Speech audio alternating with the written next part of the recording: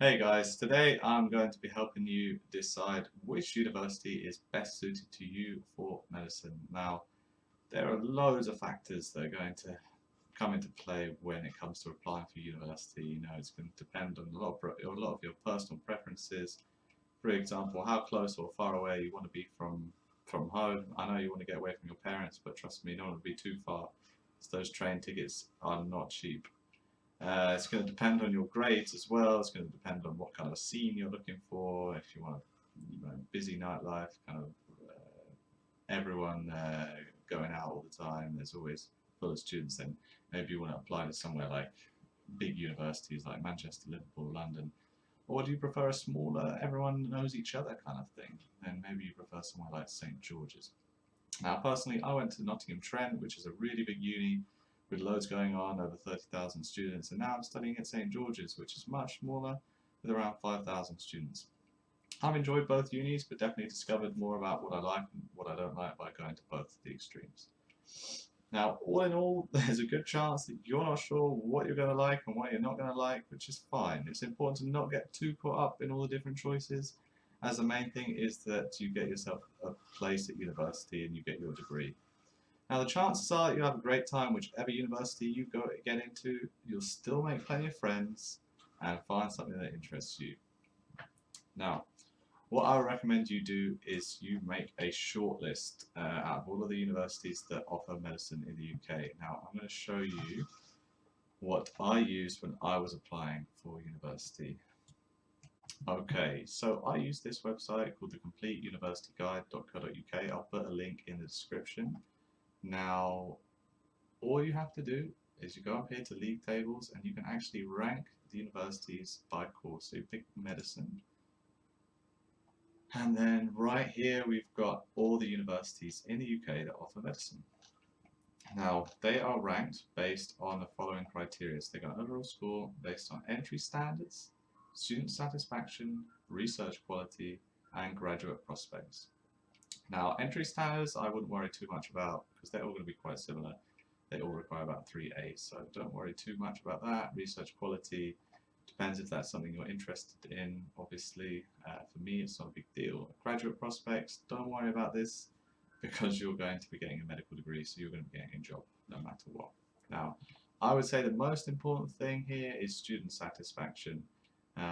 That's just an average score based on everyone that went to that university that year, and if they enjoyed it or not. Now, if I was you, I'd work my way down this list and just look at the different unis, have a look at what interests you. Let's say you want to have a look at University of Manchester, open that in a tab, and it gives you a little summary here of why they think that you should study with them. Just kind of trying to sell it to you. And then you've got some statistics here. You could see if it's a younger or older crowd, how many postgrad students, how many undergrad students. You've got a gender split if that's something that you want to know, and gives you a good impression of how big the uni is. Saying here it's large, more than 25,000 students. That's quite a lot. I wouldn't get too caught up in the ranking of everything. It's you're going to be getting a medical degree, so it's not a big deal. So yeah, also I'm going to give you some information about facilities. This might interest you if you're really big on sports. If they've got a big campus, right here you can see they've got a swimming pool on campus, 7 indoor facilities, and 6 outdoor facilities, showing they've got a big campus. So if you're really into your sports and you don't want to travel that far, that's pretty cool. So you compare that to something like St George's over here. You can look at their facilities too. You can see they don't have a swimming pool on campus. They've got some indoor facilities, but they don't have any outdoor facilities on campus. Everything is off campus because the university is actually inside of a hospital. So you might have to travel a little bit further away. But maybe you're not too into sports and you want that kind of small community feeling. Maybe then St George's is nice. It's better for you.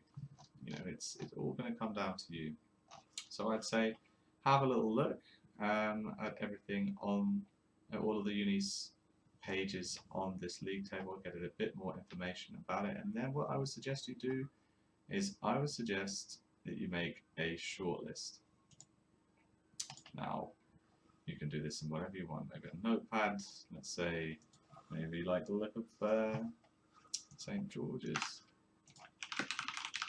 Maybe you like the look of Brighton, Leeds, Lancashire, etc. You can just do as many as you like from this page, and just get some ideas on what you like, and you can start putting them into a list.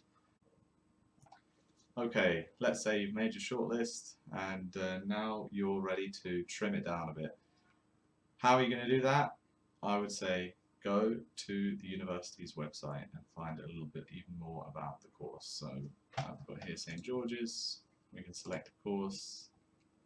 Let's see, medicine. And here you're going to find tons and tons of information. You've got a little summary here. It tells you about the duration, application deadline, location, all of this stuff. It's going to be really helpful in helping you choose the uni that you like the most. Now, you've got everything you want on here. You can see you've got course structure. You can see how they're doing in year 1 and 2, teaching and learning. How they do the lectures, if they're doing a small group work.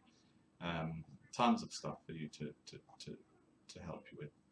Now, there's a couple more criteria that we're going to need to talk about, other than just the nightlife and the facilities. We're going to have to talk about grades. Now, for medicine, almost every uni is going to ask you to be studying biology and chemistry at A level.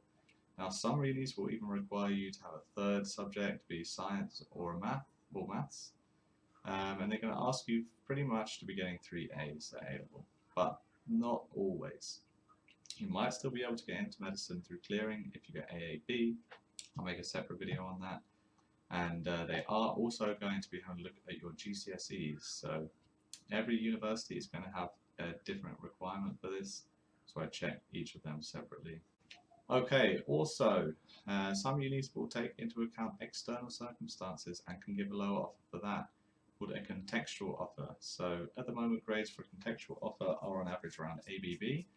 Now they're going to take into account things like maybe you had something going on in your personal life, an interruption of studies, maybe you cared for someone in your family who was ill, something like that. So that's something you should be aware of. Now, unis also can offer medicine course with a foundation year. So the total amount of years will be 6 years minimum for you to get your medicine degree. If you're applying for the foundation year, you will be able to get in with much lower grades. So you will only need around 3 Bs. This could make a big difference for you.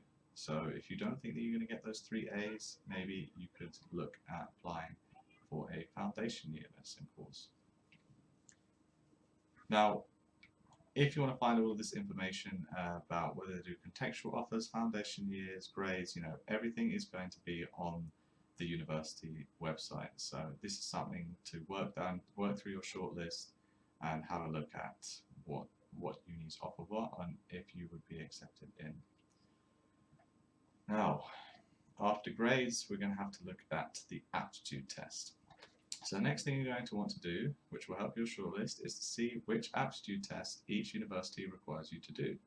In case you don't know, the aptitude test is a form of intelligence test which medical schools will use as an extra criteria to shortlist the number of candidates that the uni will bring to interview. I will make another video explaining more about these aptitude tests, so don't worry, you don't need to know too much about them now. So for undergrad medicine, you will have to do either the UCAT or the BMAT. So what you need, if you're planning on doing the UCAT and the BMAT, it doesn't really matter which universities you're applying to, but if you're just planning on doing the UCAT, you don't want to waste an application to a university that only requires you to do the BMAT because they're not going to let you in. So make sure you triple check this. If you can see here in St. George's, they require the UCAT. You can see under other academic requirements here. So make sure you don't miss that. Make sure you're really thorough on checking which aptitude test they require. You can have a look at your shortlist and then you can cross off all the ones that require the BMAT. Now I haven't shown it here, but Brighton actually only requires the BMAT, so if you don't want to do the BMAT, you can cross that off your list. Now, hopefully I've given you enough information here to help you make a decision. Make sure you do your research, make sure you look at the university website page, and hopefully you can find somewhere that works for you. Good luck, guys.